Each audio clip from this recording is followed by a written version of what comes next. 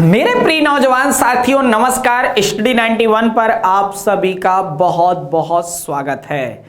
दोस्तों आज हम बात करने वाले हैं भारतीय राज्य व्यवस्था के एक शानदार आयाम पर जो अपने आप में बहुत ही महत्वपूर्ण है।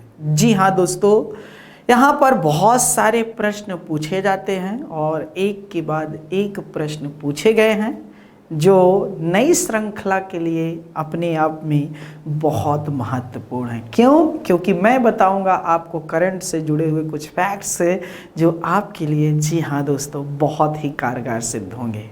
तो पिछले सेशन में हमने क्या देखा दोस्तों, जब आपको मैं बात कर रहा था पिछले पार्ट्स पर तो उस समय मैं राज्यपाल से संबंधित बातें किया था। अब मैं आज राज्य की जो मंत्री परिषद है और मुख्यमंत्री हैं उनसे संबंधित हम बातें करेंगे। आइए दोस्तों एक एक करके चर्चा करते हैं, ठीक है। एक एक करके हम लोग चर्चा स्टार्ट करते हैं, ठीक है। सबसे पहले जी हाँ दोस्तों, अनुच्छेद 163 163 क्या है दोस्तों? अनुच्छेद 163 में तो अनुच्छेद 163 में साफ साफ लिखा है राज्य की एक मंत्रिय परिषद होगी। राज्य की एक मंत्री परिषद होगी। अब देखिए दोस्तों, जो राज्य की एक मंत्री परिषद होगी ये बातें तो ठीक है, लेकिन फिर क्या लिखा है? राज्यपाल इसी मंत्री परिषद की सलाह पर कार्य करेंगे। राज्यपाल इसी मंत्री परिषद की सलाह पर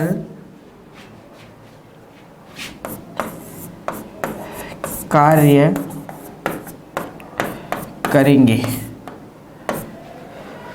दोस्तों अगर आपको याद हो तो मैंने बहुत अच्छी चीजें बताया था। क्या बताया था भाइयों और बहनों भी ले लो साथ में, नहीं कहीं बहनें कहें देखिए सर हमको नहीं बोलते। कहते हैं मैं अपनी कलम की रोशनी से तिमिर का द्वंद्व लिखता हूँ। मैं अपनी कलम की रोशनी से तिमिर का द्वंद्व लिखता हूँ। कोई हाय हेलो बोले तो जय हिंद लिखता हूँ। सारे टीचर कहते हैं ये लड़का पढ़ाने है का दीवाना है।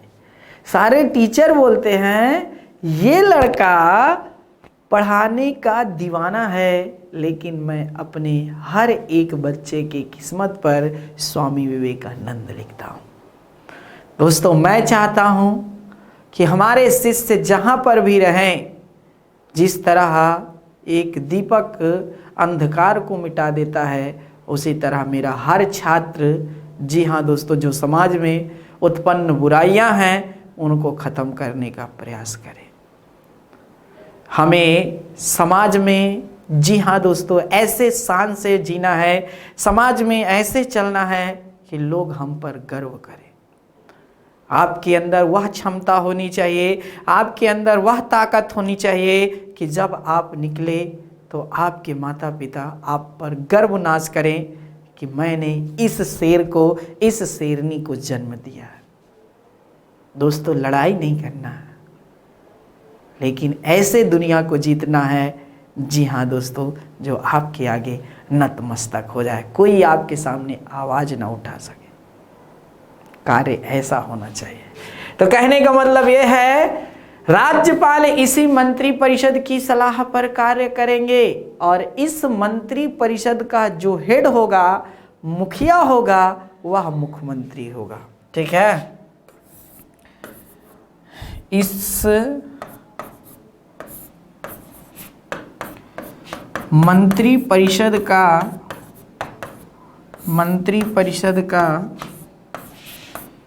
प्रमुख प्रमुख मुख्यमंत्री होंगे।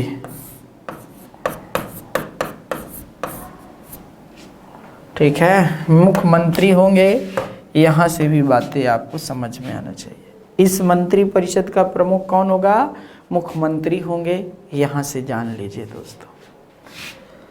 आगे देखते हैं दोस्तों, बहुत सारी बातें हैं। राज्य की एक मंत्री परिषद होगी, राज्यपाल इसी मंत्री परिषद की सलाह पर कार्य करेंगे और इस मंत्री परिषद का जो प्रमुख होगा वह कौन होगा? मुख्यमंत्री होगा। वह कौन होगा? मुख्यमंत्री होंगे।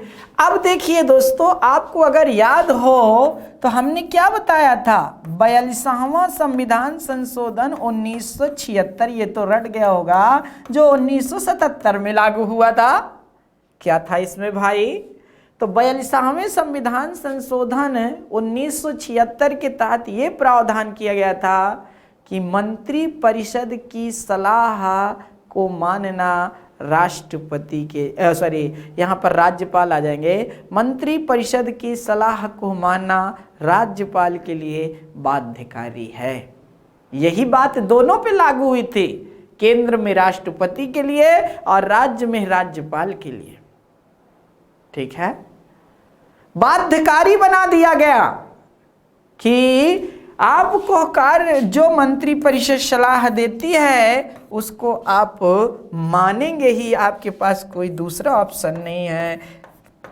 लेकिन 44वां संविधान संशोधन आता है 1978 में मोरारजी देसाई के समय में, और ये कहे भाई बाध्यकारी तो ना किया जाए, लेकिन ये कह दिया जाए कि जी हाँ दोस्तों, राज्यपाल हो या फिर राष्ट्रपति हो, जब मंत्री परिषद चाहे राज्य की हो या केंद्र की हो, मतलब जब सलाह देती है तो राज्यपाल, याद रखिएगा दोस्तों, राज्य की मंत्री परिषद द्वारा दिए गए सलाह को एक बार पुनः विचार के लिए भेज सकते हैं। कहने का मतलब, जो पहले 42वें संविधान संशोधन के तहत मंत्री परिषद की सलाह को बाध्यकारी बनाया गया था, उसको क्या कर दिया गया? हटा दिया गया। उसको क्या कर दिया गया? हटा दिया गया। यहाँ से भी बातें आपको समझना चाहिए था, जानना चाहिए था।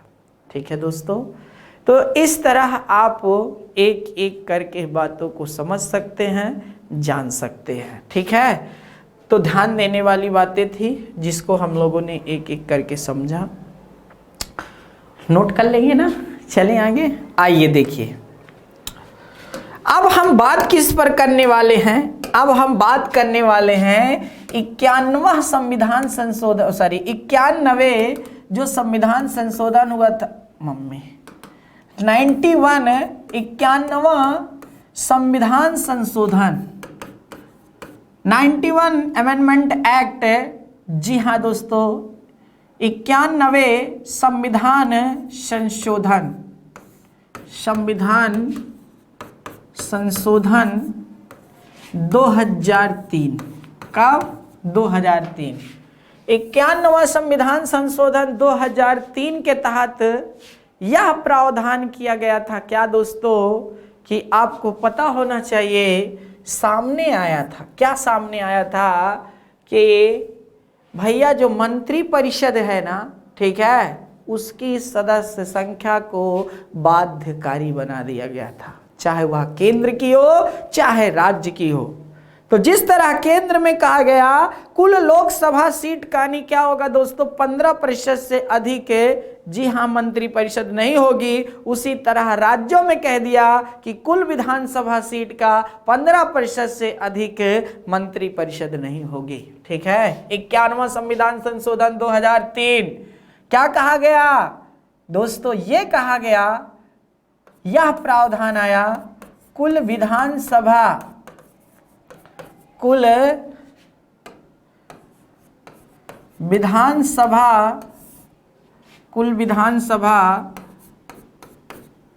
सीट के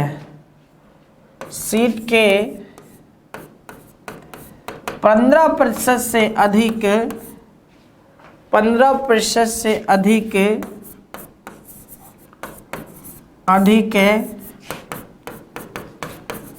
मंत्री परिषद नहीं होगी। ठीक है दोस्तों, कुल विधानसभा सीट के 15% से अधिक मंत्री परिषद नहीं होगी। यह 91वें संविधान संशोधन 2003 के तहत प्रावधान किया गया, जब अटल जी हमारे देश के क्या हुआ करते थे दोस्तों, प्रधानमंत्री हुआ करते थे। 15% से अधिक नहीं। चलिए हम मान लेते हैं नहीं थोड़ी देर के लिए, लेकिन यहाँ तो कुछ नौटंकी है ना, और होगी भी। क्या होगी भैया देख लेते हैं। चलिए भैया, जिन राज्यों में क्या है, अर्थात 403 विधानसभा सीटें है, उसके लिए 15% कोई मायने नहीं रखता है। ठीक है, उसके लिए 15% कोई मायने नहीं रखता है।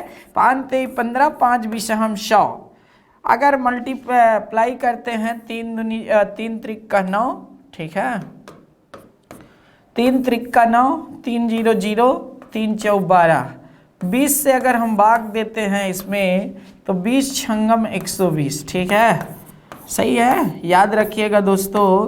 तो 20 छंगम 120, 9 उतारे, जी हाँ, दशमलव लगाए, 0 बढ़ाए। ठीक है, तो 20 चौक 80, कहने का मतलब 60 है। जी हाँ दोस्तों, 60 सीटों के आसपास उत्तर प्रदेश में आएंगे। 60 सीटें कहने का मतलब न्यूनतम आएंगी नहीं, याद रखिएगा। चलिए दोस्तों, 60 तो आ गई उत्तर प्रदेश में, जहां पर ज़्यादा सीटें हैं, जैसे महाराष्ट्र में 288 है, पश्चिम बंगाल में 294 है। ठीक है दोस्तों, यहाँ तो ठीक है। चलिए, यहाँ तो ठीक है, लेकिन आप बताइए जहां 32 सीटें हैं, जहां 32 सीटें हैं, उसका 15% क्या आएगा। जहां पर 40 सीटें, जैसे गोवा में 40 सीटें हैं, तो 15% कितना आएगा। आप देख लीजिए, 2 दूनी 4 होता है, सॉरी 5 3 15 होता है, 5 दूनी 10, 2 दूनी 4, कहने का मतलब मात्र 6 आएगा। और इधर देखिए 5 3 15, 5 विषम 100। ठीक है, फिर उसके बाद कितना आएगा। जी हाँ दोस्तों, 4 8 32 आएगा, और 4 पंचे 20 आ जाएगा। 8 त्रिक 24 को अगर हम, जी हाँ दोस्तों, 5 से भाग देते हैं तो 4 से 4.5 आ रही है, कहने का मतलब 5 भी नहीं पहुंच पा रहा है, मात्र 5 सदस्य निकल करके आ रहे हैं। अब बताइए, जिन राज्यों में 4 मंत्री, कौन कौन सा मंत्री बनेगा। मुख्यमंत्री तो एक हो गए भैया, उसमें तो ठीक है। फिर रेलवे मंत्री मतलब वित्त मंत्री कौन बनेगा, उड्डयन मंत्री कौन बनेगा, सड़क परिवहन मंत्री कौन बनेगा, जी हाँ दोस्तों, मानव संसाधन विकास मंत्री कौन बनेगा, खनन मंत्री कौन बनेगा। ऐसे बहुत सारे मंत्री पद होते हैं, तब तो दिक्कत आ जाएगी ना दोस्त। अगर यहाँ पर न्यूनतम 15% से अधिक नहीं दिया है, ये सिर्फ किसके लिए, ये समझिए, अधिक के लिए है। तो क्या राज्य की मंत्री परिषद के लिए न्यूनतम सदस्य संख्या निर्धारित की गई है आपके पास इसका जवाब? तो दोस्तों अगर है तो दीजिए कि भैया अधिकतम तो चलो भाई 15% से अधिक नहीं होगी, ये बातें ठीक है, लेकिन न्यूनतम भी दिया है दोस्तों। क्या कि जिन राज्यों में विधानसभा की सदस्य संख्या कम है, वहां पर न्यूनतम, याद रखिएगा दोस्तों, कम से कम 12 ऐसे विधायक होंगे जो मंत्री परिषद के सदस्य बनेंगे, जिसमें से क्या होता है दोस्तों, एक मुख्यमंत्री तथा 11 अन्य मंत्री होंगे, ये जानना चाहिए। ठीक है, तो इस तरह कुल मिलाकर के 12 लोगों का एक मंत्री परिषद बनेगा न्यूनतम में, और बाकी अधिकतम में 15% से अधिक नहीं। बातें समझ में आई? याद रहेगा अब, 15% से अधिक नहीं। राज्यों में न्यूनतम मंत्री परिषद कितना दोस्तों, 12 से कम नहीं।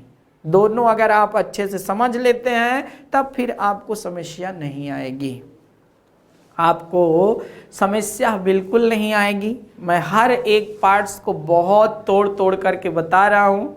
अगर आपके अंदर क्षमता है कुछ कर गुजर जाने की, तो फिर दुनिया की कोई ताकत नहीं है जो मेरे सब्जेक्ट्स में कोई रोक ले। दोस्तों बढ़िया से आप तैयारी करेंगे, मन लगा के सारे पार्ट्स को सुनेंगे, तो आपके आधे से अधिक पार्ट्स ऐसे ही क्लियर हो जाएंगे। एग्ज़ाम में कोई समस्या आपको देखने को नहीं पड़ेगा। बाकी फैक्ट्स पे तो मैं चर्चा हमेशा करता ही रहता हूँ। तो ये था 91वां संविधान संशोधन है। जी हाँ दोस्तों, जो 2000 किस में आया था दोस्तों? 3 में आया था। चलिए दोस्तों आगे बात करें, आगे भी बातें करेंगे दोस्तों। बहुत शानदार बातें हैं हमारे पास, तो अभी बहुत कुछ है।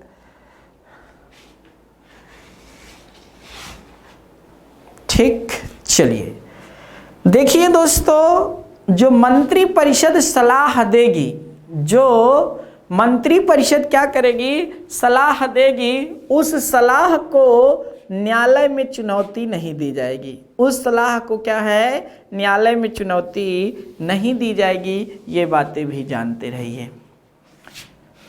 अब चलते हैं दोस्तों बहुत शानदार बात करने, जिसका नाम है मुख्यमंत्री। क्या है? मुख्यमंत्री। मुख्य को क्या कहते हैं? चीफ कहते हैं, यही कहते हैं ना। और मंत्री को क्या कहते हैं? मिनिस्टर। चीफ मिनिस्टर आ गया भैया। चीफ मिनिस्टर पर बातें होंगी, बहुत शानदार बातें होंगी। देखिए दोस्तों, अगर हम चीफ मिनिस्टर पर चर्चा करें, ठीक है, मिनिस्टर मुख्यमंत्री पर बात करें, तो आप जानते हैं कि हमारे देश में संसदीय शासन व्यवस्था है। क्या है? संसदीय शासन व्यवस्था है। और संसदीय शासन व्यवस्था में जिस तरह केंद्र में 2 स्तर पर प्रधान बनते हैं 2, उसी तरह राज्य में भी 2 प्रधान ही निकल करके आते हैं। जी हाँ, एक है नाम मात्र का प्रधान, नाम मात्र का प्रधान, और दूसरा होता है वास्तविक प्रधान, वास्तविक प्रधान। देखिए दोस्तों, जो नाम मात्र का प्रधान होता है वह कौन होता है? तो नाम मात्र का प्रधान राज्यपाल होता है यहाँ पर राज्यों में, और वास्तविक जो प्रधान होता है वह मुख्यमंत्री होता है, मुख्यमंत्री। राज्यपाल वास्तविक, जी हाँ दोस्तों, प्रधान तब बन जाते हैं जब क्या हो जाए? राज्य में अनुच्छेद 356 लग जाए। ठीक है, इस स्थिति में यह वास्तविक प्रधान बन जाते हैं। राज्यपाल, जी हाँ दोस्तों, संवैधानिक प्रमुख होते हैं। कौन से? संवैधानिक, संवैधानिक प्रमुख होते हैं, जबकि वास्तविक प्रमुख सरकार में मुख्यमंत्री होते हैं। कहने का मतलब मुख्यमंत्री सरकार प्रमुख होते हैं। कौन होते हैं? मुख्यमंत्री सरकार प्रमुख होते हैं। क्यों होते हैं सरकार प्रमुख? दोस्तों, राज्य का भले राष्ट्राध्यक्ष आप राज्य का राज्यपाल कहलाए, ये बात मान लीजिए, राज्याध्यक्ष, राष्ट्राध्यक्ष राष्ट्रपति, तो राज्याध्यक्ष भले राज्यपाल पर कहलाए, लेकिन राज्य की पूरी बागडोर किसी के हाथ में होती है, तो वह है आपका मुख्यमंत्री। वह है कौन? आपका मुख्यमंत्री। मुख्यमंत्री के हाथ में ये सारी बागडोर होती है। यहाँ से जानना चाहिए दोस्तों, बहुत शानदार चीज़ें हैं। ठीक है, तो इस तरह आपने देखा कि यहाँ से कितनी महत्वपूर्ण बातें निकल करके आती हैं। चलिए, ठीक है दोस्तों, बोलिए भाई, मजा आ रहा है? अरे अभी तो कहानी शुरू ही है दोस्त, अभी तो आगे बहुत सारी बातें करनी है। आइए चलिए देखते हैं क्या है। अनुच्छेद 164 में ही लिखा है, अनुच्छेद 164 में मुख्यमंत्री पद का उल्लेख है। किसका? मुख्यमंत्री। मुख्यमंत्री पद का उल्लेख है। अब देखिए दोस्तों, भारतीय संविधान के अनुच्छेद 164 के तहत मुख्यमंत्री की नियुक्ति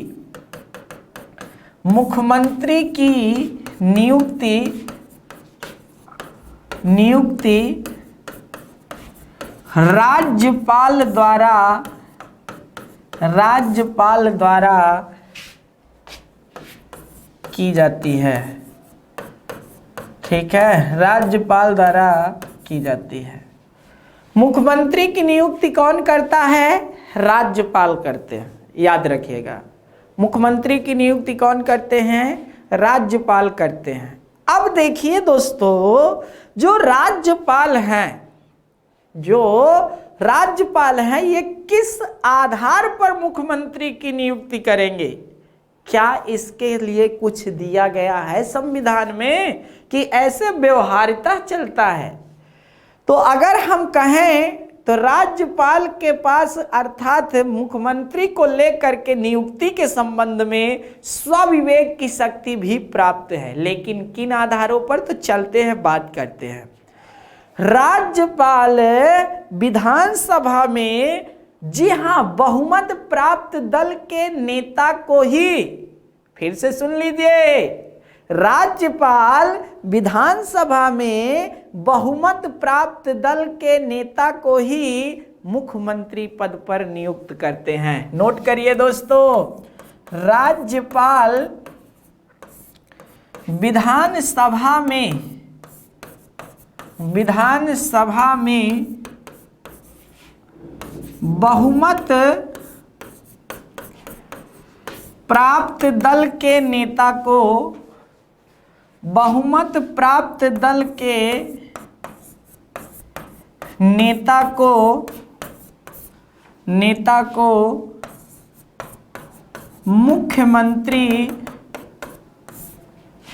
मुख्यमंत्री पद पर नियुक्त करते हैं। ठीक है ना दोस्तों, राज्यपाल विधानसभा में बहुमत प्राप्त दल के नेता को मुख्यमंत्री पद पर नियुक्त करते हैं। ये बात तो एकदम ठीक है भाई, यह बात एकदम क्या है? ठीक है। लेकिन आप बताइए, मान लीजिए भाई चुनाव हुआ, उत्तर प्रदेश में चुनाव जो होने वाला है दोस्तों, वह मार्च से स्टार्ट होगी कहानी और 2022 में, मतलब मई 2022 में नहीं क्या आ जाएगी? नई सरकार आ जाएगी। ठीक। अब देखिए दोस्तों, कहने का मतलब यह है, यहां से ध्यान से समझिए, 2022 में मान लीजिए चुनाव हुआ, बीजेपी अभी सबसे बड़ी पार्टी है, दूसरे नंबर पर सपा है एसपी, तीसरे नंबर पर बीएसपी है, मतलब बहुजन समाजवादी पार्टी है, बीएसपी है, चौथे नंबर पर मान लीजिए आप भी आ जाती है। तो बीजेपी हो, एसपी हो, बीएसपी हो, आप हो, जो ये पार्टियां हैं, चुनाव हुआ, योगी आदित्यनाथ शायद ही चेहरा बनकर आए। याद रखिए, योगी आदित्यनाथ, याद रखिएगा, आदित्यनाथ अगर आते हैं तो कोई बात नहीं, आए। अखिलेश जी हैं भैया, ठीक है।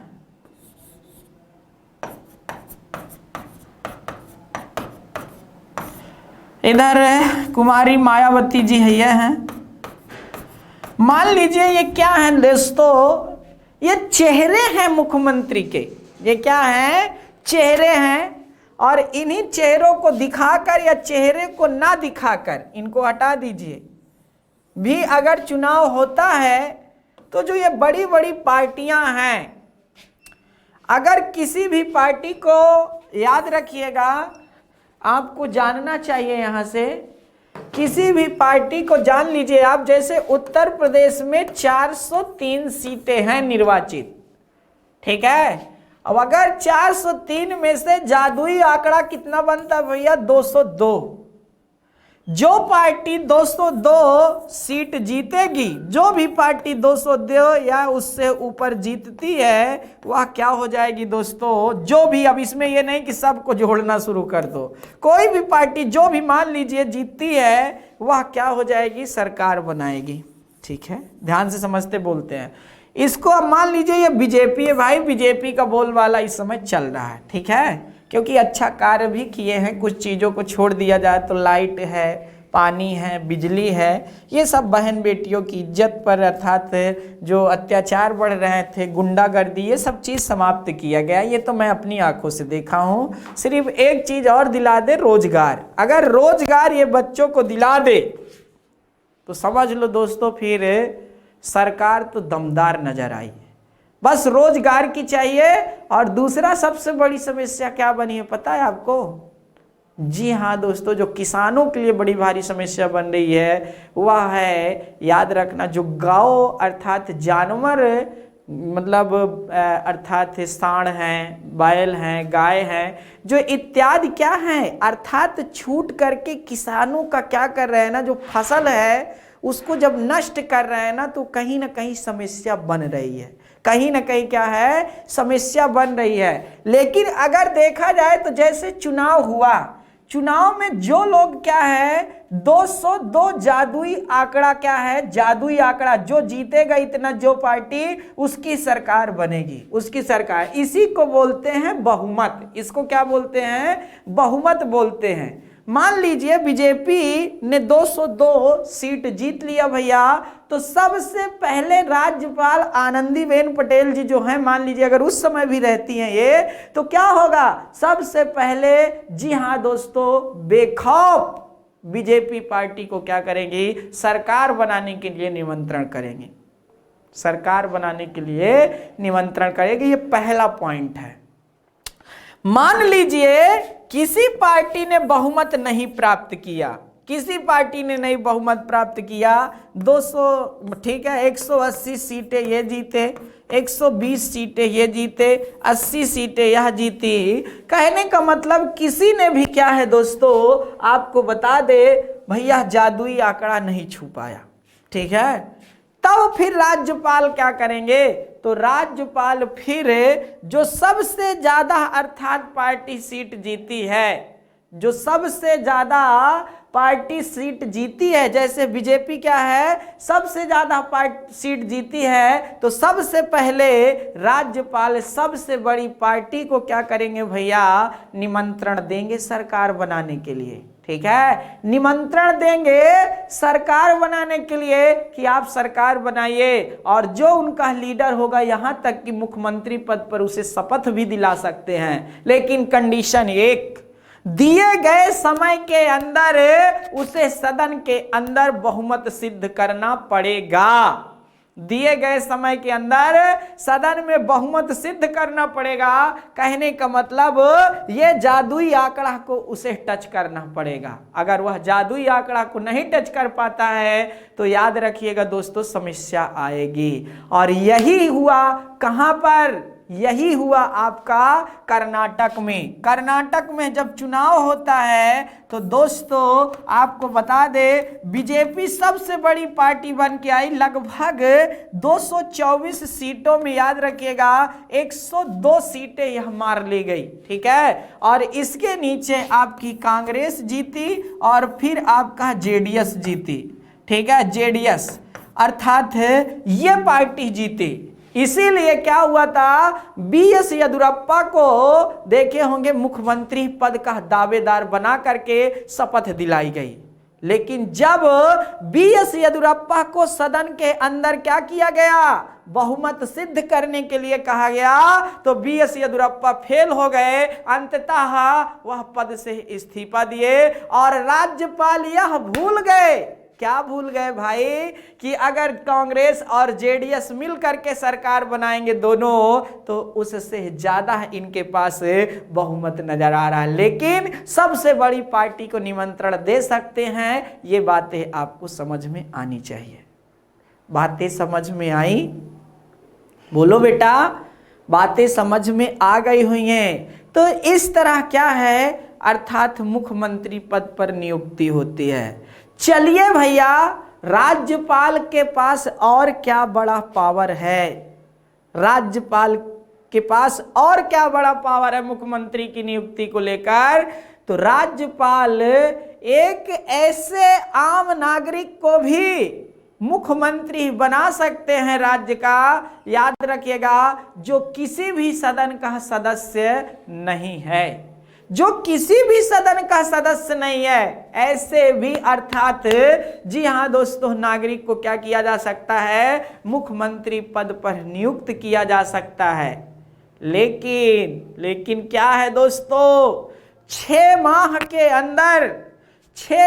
के अंदर उसे सदन के जो 2 सदन होंगे, तो दोनों में से किसी एक का 2 सदन कौन कौन, एक है भैया राज्य, जी हाँ दोस्तों आप जानते होंगे 2 सदन बनता है क्या, विधान परिषद और विधानसभा। राज्य में क्या बनता है, विधान परिषद और विधानसभा। इनमें से किसी भी सदन का अगर वह सदस्य होना चाहिए 6 माह के अंदर, 6 माह के अंदर उसे दोनों सदनों में से किसी एक सदन का सदस्य होना चाहिए। और दूसरी सबसे बड़ी बात, दिए गए समय के अंदर उसे क्या करना पड़ेगा, अर्थात बहुमत सिद्ध करना पड़ेगा। और यही तो हो रहा था नीतीश जी के साथ। जी हाँ दोस्तों, नीतीश जी आपको पता होना चाहिए कि विधान परिषद के सदस्य थे, ना कि विधानसभा के ने, और लगातार कई बार मुख्यमंत्री पद पर बैठ चुके हैं। बातें क्लियर हो गई कि नहीं बेटा, ठीक है। तो इस तरह आपने देखा कि यहाँ से भी बातें हैं, तो याद रखने वाली बातें हैं, याद रखने वाली बातें हैं, राज्यपाल नियुक्ति कर सकते हैं, ठीक है। तो नोट कर लीजिए, अगर आपको पूरा समझ में आ गया होगा एकदम बहुत अच्छी तरीके से।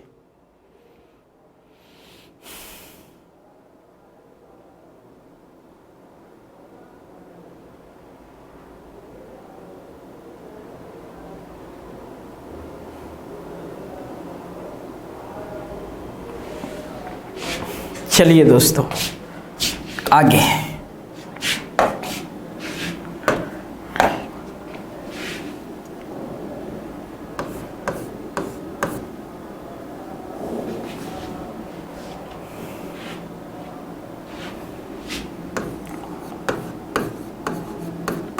मुख्यमंत्री को शपथ अनुच्छेद 164 के तहत ही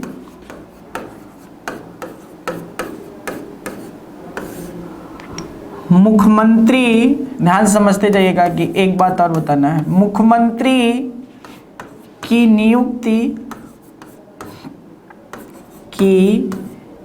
नियुक्ति राज्यपाल द्वारा की जाती है, राज्यपाल द्वारा की जाती है, जबकि अन्य मंत्रियों की नियुक्ति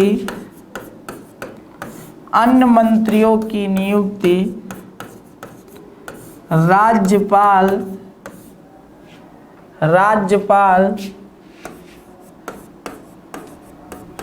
मुख्यमंत्री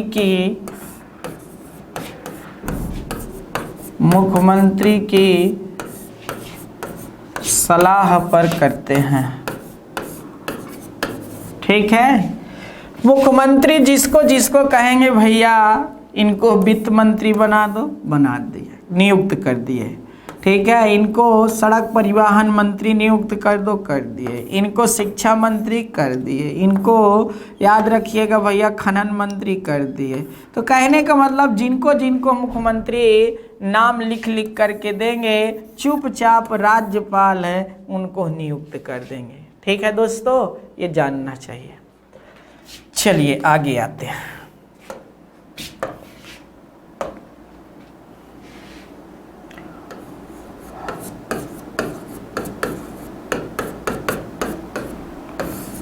मुख्यमंत्री को शपथ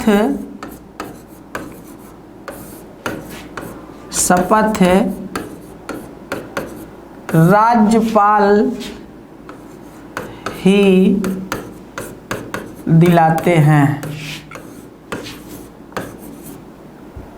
मुख्यमंत्री को शपथ राज्यपाल ही दिलाते हैं, ये बातें आपको पता होना चाहिए। और राज्यपाल किस बात की शपथ लेते हैं, मुख्यमंत्री किस बात की शपथ लेते हैं, तो मंत्री पद की शपथ लेते हैं। ठीक है, मंत्री पद की शपथ लेते हैं और साफ साफ बोलते हैं कि मैं संविधान के प्रति सच्ची श्रद्धा, सच्ची निष्ठा रखते हुए अपने कर्तव्यों का, जी हाँ दोस्तों, निर्वहन करूँगा। साथ ही साथ पद और गोपनीयता, तो जो मेन है वह है पद और गोपनीयता की शपथ।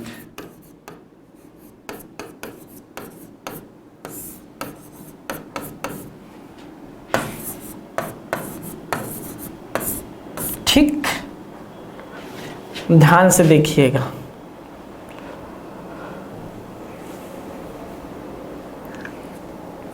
ठीक है बेटा, नोट हो गया।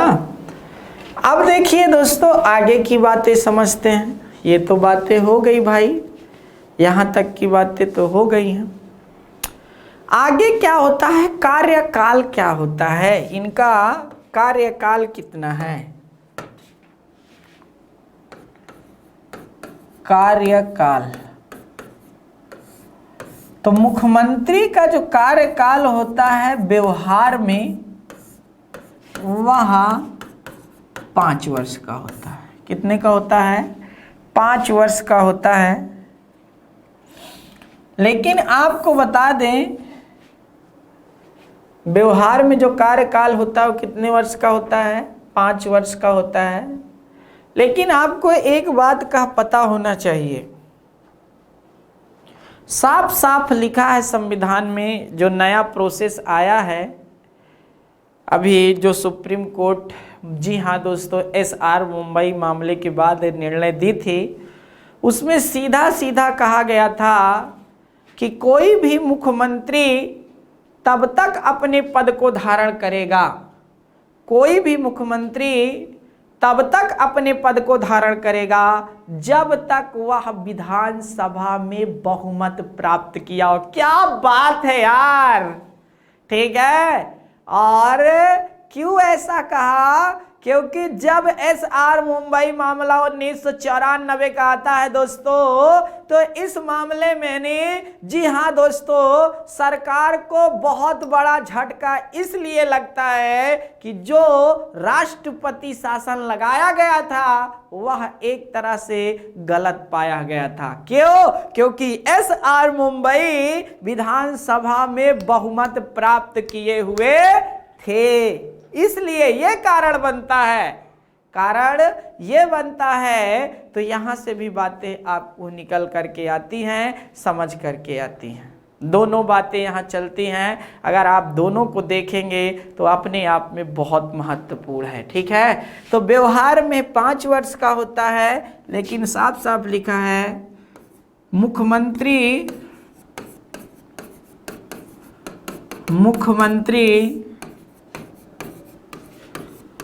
अपने पद को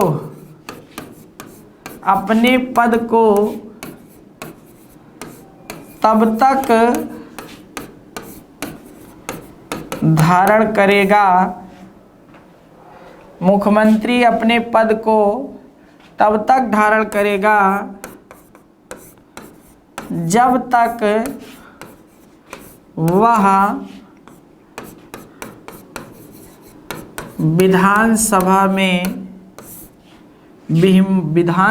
में बहुमत हासिल किए हुए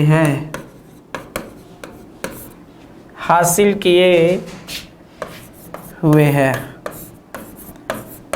याद रखिएगा, जब तक वह विधानसभा में बहुमत हासिल किए हुए है तब तक याद रखिएगा क्या रहेगा, अपने पद पर बना रहेगा। और जैसे ही बहुमत खोएगा वैसे ही पद से निकल जाएगा। कैसे हुआ, मध्य प्रदेश में कमलनाथ की सरकार ने कहा कि दोस्तों मैं तो अभी बहुमत में हूं, जबकि एक दो नहीं अनगिनत उनके विधायक क्या कर दिए, अपने पद पर से इस्तीफा दे दिए।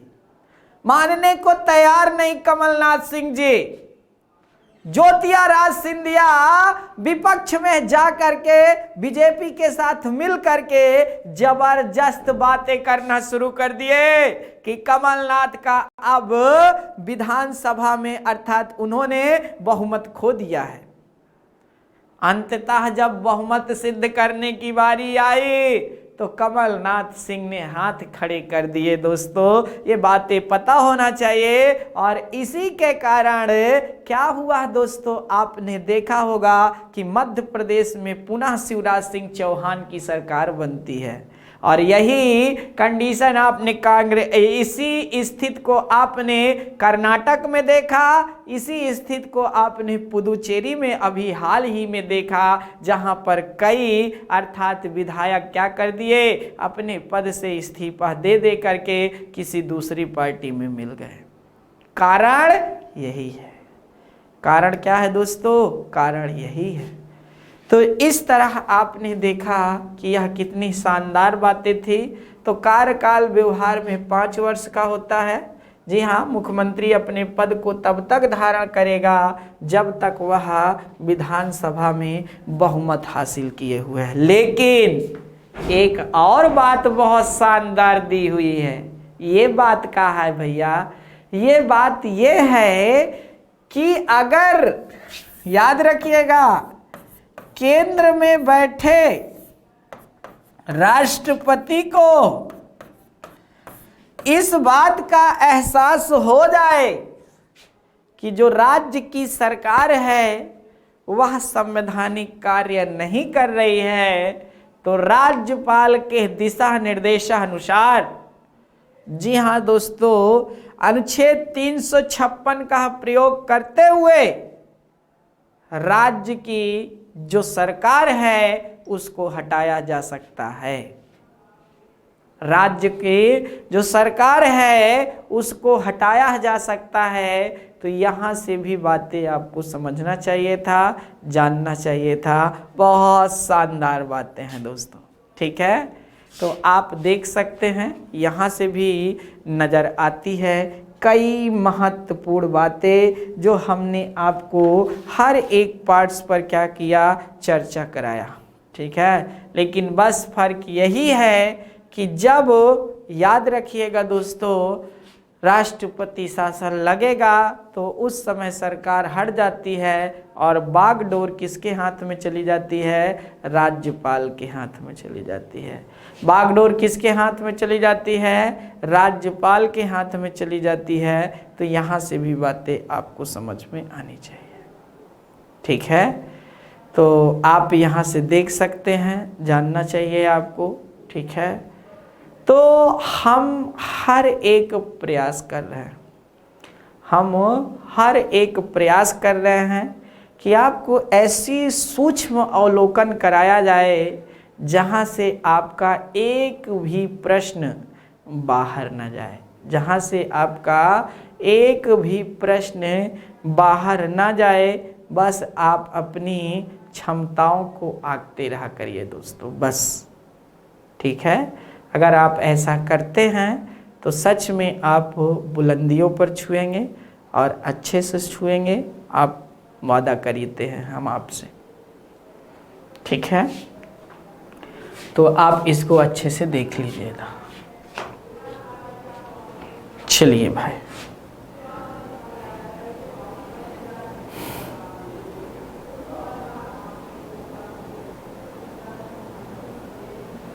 चलिए आइए देखते हैं आगे। नोट करते चलिएगा बेटा, नोट्स बनाए रहेंगे तो आगे बहुत लाइफ में काम आएगा। क्योंकि भीम सिंह की नोट्स आपको किसी पुस्तक से नहीं मिलेगी, ये मेरा वादा है, या मेरा वादा है, खुला चैलेंज है आपके गुरु का। दोस्तों आइए, अनुच्छेद 167, अनुच्छेद 167 में क्या है, क्या बातें निकल कर के आती है, दोस्तों क्या है ऐसा अनुच्छेद 167 में? तो अनुच्छेद 167 में आपको पता होना चाहिए दोस्तों, मुख्यमंत्री के कर्तव्य बताए गए हैं। क्या है? राज्यपाल के प्रति, ठीक है, मुख्यमंत्री के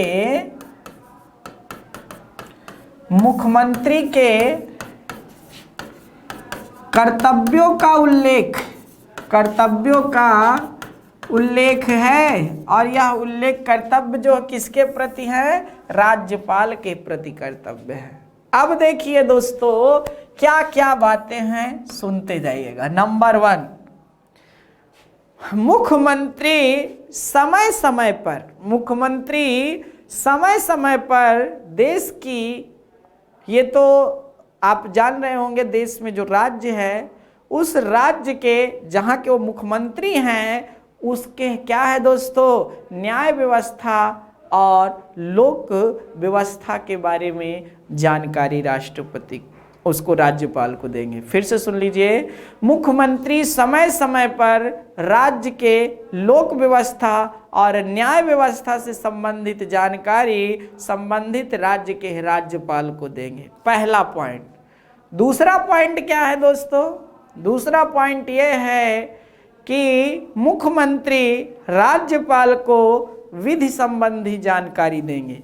तीसरा पॉइंट, मुख्यमंत्री को अगर राज्यपाल कोई विषय देते हैं तो वह उसे मंत्री परिषद में रखकर चर्चा करवाएंगे। चौथा पॉइंट सबसे खतरनाक, मुख्यमंत्री का यह संवैधानिक कर्तव्य होगा कि मुख्यमंत्री का यह संवैधानिक कर्तव्य होगा कि राज्यपाल द्वारा मांगी गई समस्त जानकारियों को वह उपलब्ध कराएंगे। चारों पॉइंट फिर से सुन लीजिए। मैं जान रहा हूँ कि बीच में राष्ट्रपति का नाम आ जाता है कभी कभी, क्योंकि एक ही तरह है। जैसे प्रधानमंत्री राष्ट्रपति के प्रति होते हैं अनुच्छेद 78 के तहत, उसी तरह अनुच्छेद 167 के तहत आपके मुख्यमंत्री होते हैं, ठीक है, राज्यपाल के प्रति। पहला पॉइंट फिर से समझिए, मुख्यमंत्री राज्यपाल को समय समय पर राज्य के, जी हाँ दोस्तों, लोक व्यवस्था और न्याय से संबंधित जानकारी देंगे। दूसरा क्या है? न्याय व्यवस्था। और दूसरा है, जी हाँ दोस्तों, मुख्यमंत्री विधि संबंधी जानकारी राज्यपाल को देंगे। मुख्यमंत्री, जी हाँ दोस्तों, मुख्यमंत्री को यदि राज्यपाल कोई, जी हाँ दोस्तों, विषय देते हैं मंत्री परिषद को चर्चा कराने के लिए, तो वह मंत्री परिषद के आगे रखकर चर्चा करवाएंगे। और चौथा है, मुख्यमंत्री का यह संवैधानिक कर्तव्य होगा कि राज्यपाल द्वारा मांगी गई समस्त जानकारियों को वह उपलब्ध कराएंगे। तो ये चार बातें थी इसके तहत, तो यहाँ से भी बातें आप देख लीजिएगा। तो मुख्यमंत्री प्लस राज्यपाल के संबंध यहीं पर दिए गए हैं, याद रखिए। जी हाँ दोस्तों, तो इसको भी नोट करना आपके लिए ज़रूरी था, बहुत महत्वपूर्ण है, ठीक है।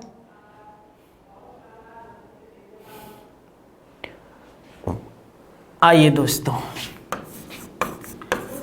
अनुच्छेद 177 में किस बात का उल्लेख है? अनुच्छेद 177 में इस बात का उल्लेख है कि जो मंत्री होता है ना, वह किसी भी सदन में भाग ले सकता है।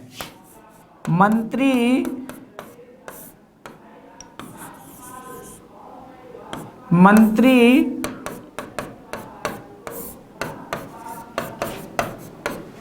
किसी भी सदन में भाग ले सकता है।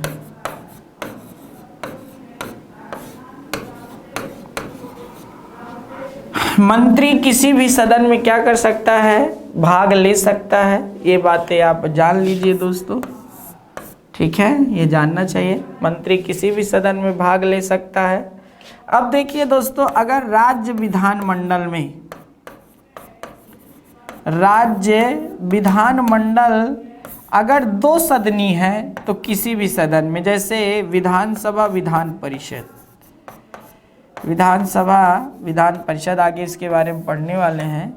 विधान परिषद अगर ये दो सदनी है तो किसी भी सदन में भाग ले सकता है, और अगर ये सदन मान लो नहीं है तो इसमें तो भाग लेगा ही लेगा। ठीक है दोस्तों, याद रखिएगा। अगला पॉइंट क्या है? अगला पॉइंट एक और बहुत खतरनाक पूछता है। क्या पूछता है? क्या मंत्री बनने के लिए अनिवार्यता का उल्लेख है? क्या मंत्री बनने के लिए अनिवार्यता का उल्लेख है कि नहीं है? और अगर है तो क्यों है? ये बातें भी जानना चाहिए दोस्तों। तो अगर हम बात करते हैं कि मंत्री बनने के लिए अनिवार्यता का, तो जी हाँ दोस्तों, यहाँ पर बातें की गई हैं। क्यों की गई हैं? क्योंकि दोस्तों अगर मंत्री बनने के लिए अनिवार्यता का उल्लेख ना होता तब फिर क्यों कहता कि 6 माह के अंदर सदन के किसी भी, याद रखना, किसी भी सदन का सदस्य होना अनिवार्य है। तो यहाँ पर तो अनिवार्यता दिख ही रही है। यहाँ पर क्या है? अनिवार्यता तो दिख ही रही है ना भाई। तो इसलिए आपको यहाँ से भी जानना चाहिए था। ठीक है, चलिए आगे बातें भी हमारी बहुत शानदार होती हैं। ठीक है दोस्तों, तो स्टडी 91 का यह परिवार आपके लिए हमेशा सकारात्मक विचार से जुड़ा हुआ है। लगातार हम लोग प्रयासरत हैं कि अच्छे कार्य आप लोग करें, और जो आपका यूपीएसआई का यह क्रैश कोर्स पार्ट चल रहा है दोस्तों, इसमें आप आराम से सक्सेस हों, विशेष उद्देश्य को अपने प्राप्त करें और आप अपनी बुलंदियों को छुए। हम ऐसी हमेशा कामना करते हैं। तो इसको विशेषकर दोस्तों ध्यान से पढ़ते रहिएगा। आगे देखते हैं दोस्तों, एक महत्वपूर्ण बात है। एक अनुच्छेद 164 ही है, इसमें एक बात का और उल्लेख है। क्या है दोस्तों? कुछ राज्य हैं, जैसे मध्य प्रदेश है, ठीक है, क्या मध्य प्रदेश है, छत्तीसगढ़ है, छत्तीसगढ़ है, फिर आपका कौन है भैया, झारखंड है और उड़ीसा है, और उड़ीसा है। ठीक, मध्य प्रदेश, छत्तीसगढ़, झारखंड और उड़ीसा, ये 4 राज्य हैं। इन 4 राज्यों में क्या होता है दोस्त? एक मंत्री अनुसूचित जनजाति का बनता है। अनुसूचित जनजाति से होता है, याद रखिएगा दोस्तों। पहले छत्तीसगढ़ और झारखंड के स्थान पर जो नज़र आता था, मतलब छत्तीसगढ़ नहीं, झारखंड के स्थान पर तो बिहार नज़र आता था। कौन आता था दोस्तों? बिहार नज़र आता था। लेकिन इसको हटा करके अगर देखा जाए तो छत्तीसगढ़ का भी कुछ पार्ट आता था, लेकिन इसको हटा करके आपको बता दे कि 2 राज्यों को जोड़ा गया। पहले बिहार था, इनके स्थान पर अब छत्तीसगढ़ और झारखंड आए। ये हुआ 94वां संविधान संशोधन हुआ था, उसके तहत 2006 में। कब? 94वां संविधान संशोधन हुआ था 2006 में, उसके तहत। जी हाँ दोस्तों, ये प्रावधान किया गया था। तो यहाँ से ये भी बातें थी, इनको भी जानना चाहिए था। साथ ही साथ हम आपको बता देते हैं बहुत अच्छी बातें कि जो मंत्री होते हैं, याद रखिएगा, मंत्री परिषद होती है वो विधानसभा के प्रति उत्तरदायी होती है। पूरी मंत्री परिषद सामूहिक रूप से आप जानते हैं। ठीक है, विधान परिषद की विधान परिषद तो बहुत सारे उसमें दिए ही नहीं हैं। तो अगर मैं विधान परिषद बोल रहा हूँ तो उसके लिए माफ़ी चाहता हूँ। तो क्या होता है दोस्तों, मंत्रिपरिषद सामूहिक रूप से विधान सभा के प्रति उत्तरदायी होती है। विधानसभा, ठीक है ना दोस्तों, प्रथम सदन, उसके प्रति उत्तरदायी होती है, ये जानना चाहिए दोस्तों यहाँ से। और उसी तरह मंत्री जिस तरह केंद्र स्तर पर होते हैं उसी तरह मंत्री यहाँ पर भी होते हैं। कैबिनेट मंत्री, राज्य मंत्री, स्वतंत्र प्रभार मंत्री, वही चलते हैं दोस्तों। तो ये सारा सिलसिला है। जी हाँ, सबसे बड़े कैबिनेट मंत्री होते हैं, जी हाँ, फिर उसके नीचे हैं सब। तो इस तरह दोस्तों आपका ये पूरा पार्ट से रहा है। जी हाँ, तो आज का सेशन यहीं तक, दीजिए हमें इजाज़त। बहुत बहुत धन्यवाद। जय हिंद।